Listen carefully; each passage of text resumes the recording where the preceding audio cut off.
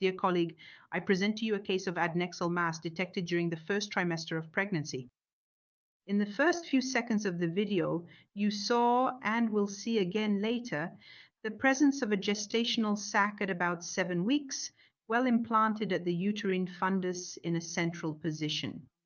Meanwhile, at the adnexal level, a normal left ovary is observed, slightly displaced upwards relative to the uterus, and at the same time there is a large adnexal mass on the right side, which you can see here next to it, let's say right at the right angle.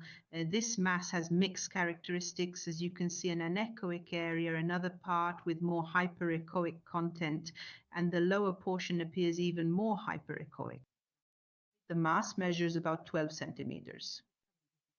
It was an incidental finding, meaning that the patient had never undergone gynecological checkups before the pregnancy and did not report any particular discomfort, pain, or symptoms of pressure related to the mass.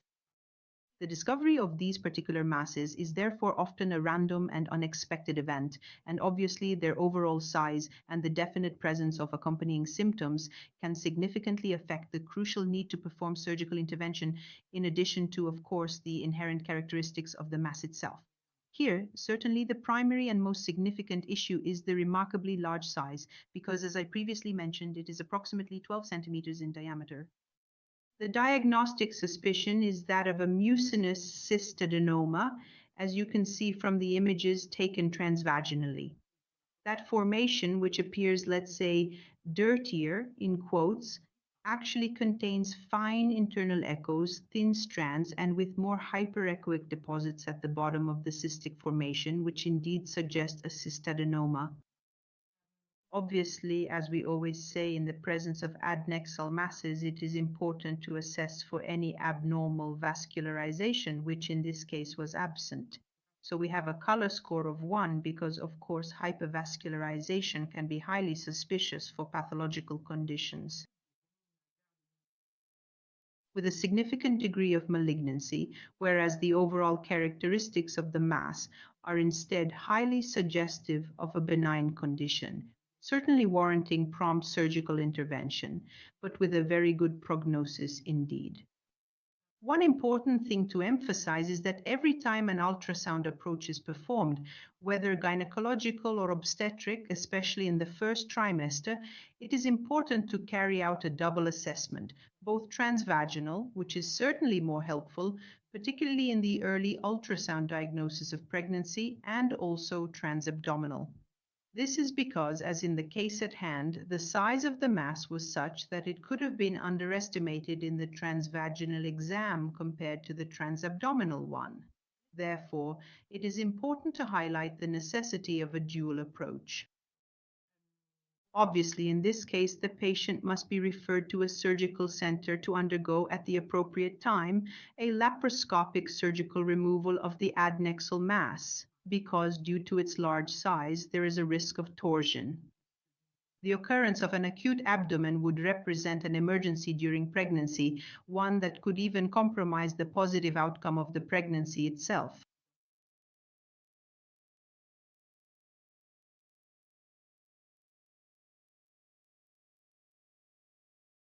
Ovarian masses in pregnancy have an incidence between 2.4% and about 6%. They are usually diagnosed incidentally. During early first trimester ultrasound, or in any case during the first trimester screening exam. These are usually benign formations. The incidence of malignant masses is very low, ranging from 0.2% to 3.8%. Benign ones also very often resolve spontaneously. From a histological point of view, the most common types are dermoid cysts, about 30%, endometriomas, 15%, and large functional cysts. Next are cystadenomas, both serous and mucinous, which account for between 11% and 8%. The decision to proceed with surgical treatment is based on clinical and ultrasound criteria, such as the size, the patient's symptoms, the morphology, the characteristics of the mass, as well as obstetric criteria like the gestational age at the time of diagnosis and the presence of comorbidities.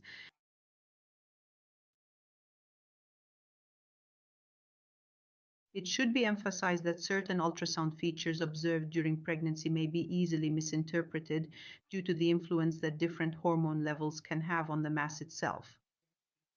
For example, consider endometriomas, which can undergo decidualization, and this can, let's say, result in an ultrasound appearance that is suspicious compared to what one would normally expect, and therefore this could lead to a change in how the condition is managed.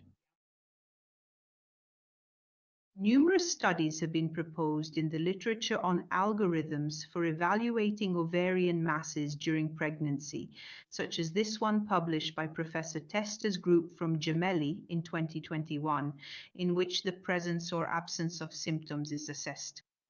The finding of significant symptomatic masses, such as those causing considerable obstruction, intense pain, or other concerning symptoms that could, for example, be directly attributable to a dangerous torsion of the mass itself, definitively requires surgical treatment at any stage of pregnancy, though it is preferably initiated starting from the 12th week of gestation.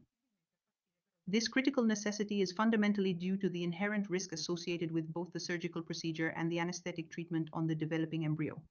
In the case of asymptomatic lesions, however, a careful morphological assessment is necessary, and depending on what we find and the size of the lesion, we may opt for ultrasound follow-up or, if needed, also consider surgical intervention. Again, always after 12 weeks and in any case before the 18th week. The surgical treatment to be offered is definitely laparoscopic surgery because this clearly leads to improvements such as reduced hospitalization days, less pain, obviously fewer complications, as well as a reduction in risks to the pregnancy itself, such as miscarriage, preterm birth, and the possibility of low birth weight.